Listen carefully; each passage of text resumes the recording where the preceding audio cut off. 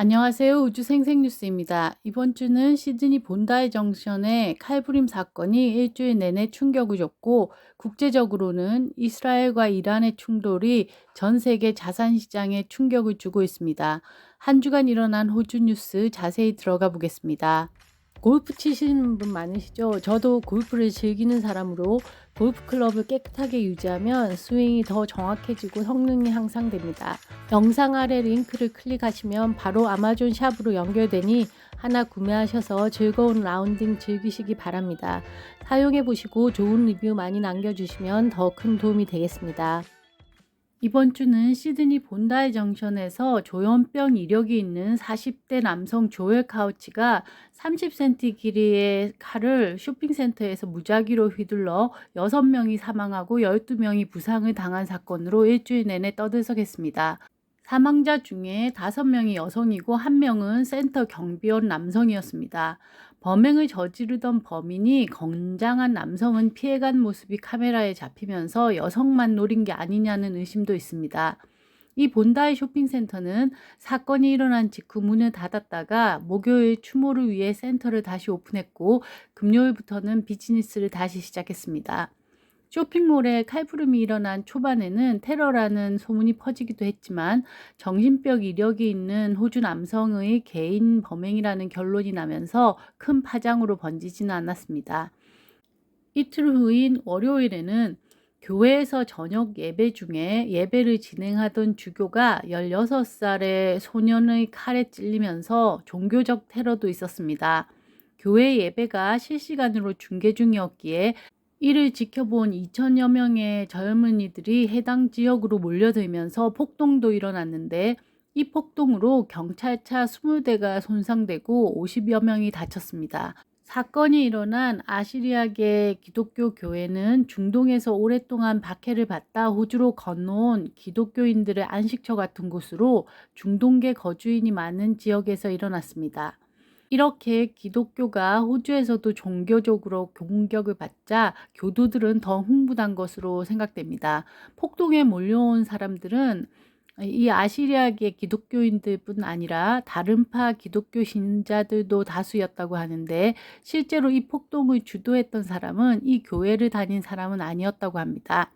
이 교회가 속한 이 페어필드 카운슬에서는 중동 전역에서 온 4만여 명의 아시리아계 이민자가 거주하고 있는데, 대다수는 이슬람교이지만 중동을 떠난 기독교인들도 함께 공동체를 이루고 있습니다. 이렇게 연이은 칼부림으로 정재계 인사들도 한마디씩 하고 있는데요. 알바니지 총리가 제일 목소리를 높이는 부분은 이 칼부림 현장이 SNS에 공유되고 있다는 점입니다. 이에 메타나 이 X 등에 자체로 걸러줄 것을 요청하기도 했는데, 과연 이 메타가 잔인한 현장 사진을 얼마나 걸러줄지는 미지수입니다. 호주가 다문화주의로 가면서 반유대주의와 이슬람 혐오, 또 아시안 인종차별과 중국 스파이 등의 범죄는 테러보다 더 호주 사회에 위협이 되고 있습니다. 호주의 이민자가 늘어난다는 것은 더 많은 다양성을 포용해야 한다는 것인데, 앞으로도 이런 범죄가 더 늘어날 수밖에 없는 구조가 된다는 게 안타깝습니다. 이건 다시 한번 보는 통계청 자료인데요. 2,600만을 넘었다고 놀라던 인구가 이제 2,700을 가고 있습니다. 곧 3천만 명에 이를 것으로 보이는데, 앞으로 호주 정부의 과제는 더 늘어날 수밖에 없습니다. 이번 주는 호주 내 사건도 있었지만 세계적으로 주식이나 채권도 좋지 않은 한 주였습니다. 호주 주식시장도 8천에서 뚝 떨어져 7,800대로 다시 내려앉았고, 환율도 내렸습니다. 제일 큰 이유로는 이스라엘과 이란의 긴장감 고조였고, 다음은 미국의 금리 인하가 늦춰질 것이라는 예상 때문입니다. 이에 달러 인덱스가 107까지 솟으며 이 한국 원화나 호주 달러도 함께 내리는 효과가 나오면서 호주 달러는 미 달러 대비 64센트로 주저앉았고, 한화 대비로는 885원을 유지하고 있습니다. 중동 전쟁 위기로 금값은 2,400불로 올라섰고, 기름값도 90불로 올라섰지만 디지털 금이라는 비트코인 가격은 내렸습니다. 오늘 상황으로 이 비트코인 반감기가 완료했는데요. 한국 시간으로는 20일 오전 9시경 이 반감기가 완료되었습니다. 이번 반감기는 수량상으로는 대세에 큰 영향을 미치지 않기 때문에 과거보다 효과가 적으리라고 보고 있는데, 가격도 지금까지는 그닥 급등락하고 있지 않습니다. 개인적으로는 ETF 자금이 꾸준히 늘어날 것으로 보고 있기 때문에 비트코인 가격도 꾸준히 오를 것이라고 보고 있습니다. 호주 내부에서도 인플레이션이 더 내려오지 않으면서 인플레이션 정체기를 보이고 있고, 부동산은 계속 오르고 있기에 호주 중앙은행의 금리 인하도 더 늦춰질 것이라는 목소리가 커지고 있습니다. 다음 호주 통화정책회의는 5월 6일과 7일로 예정되어 있는데, 정책회의 후 결론을 발표하는 시간은 동부 시간으로 5월 7일 오후 2시 30분입니다. 이번 정책 결정에 주요하게 볼 내용은 역시 인플레이션과 실업률입니다.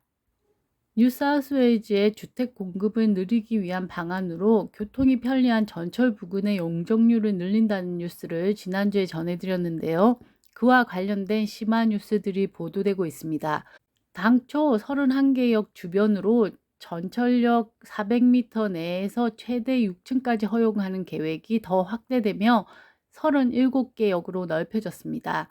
원래 전철역 부근 가격이 높긴 하지만 이번 정부 방침으로 가격이 더 상승할 것으로 보이는데, 이에 반발하는 지역의회도 꽤 됩니다. 이유는 이렇게 일부 지역에 인구가 증가하면 상하수도 시설의 확충과 도로 확장 등의 기반 시설이 따라와야 하기 때문에, 각 시의회 입장에서는 용적률을 늘려서 지역 경제에 도움이 되는 부분과 손해가 되는 부분의 손익을 더 따져봐야 하기 때문입니다. 연방정부에서는 향후 5년 내에 120만 채의 주택을 건설하겠다는 포부를 가지고 있습니다. 이대로 되려면 월 주택 건설이 2만 건은 되어야 하지만 올 1월에 승인된 건수는 약 1만 3천 건입니다.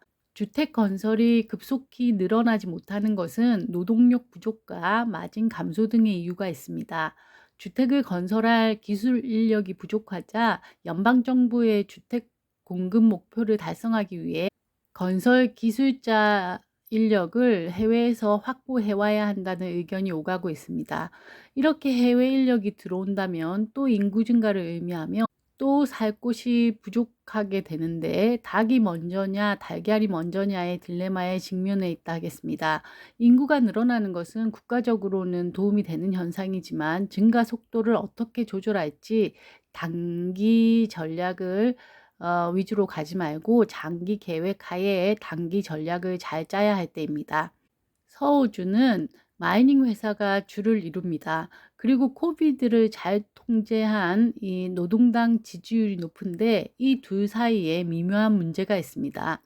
노동당은 친환경 진보 진영인데, 마이닝 회사들의 환경 파괴 문제에는 강하게 나가지 못하고 있다는 사실입니다.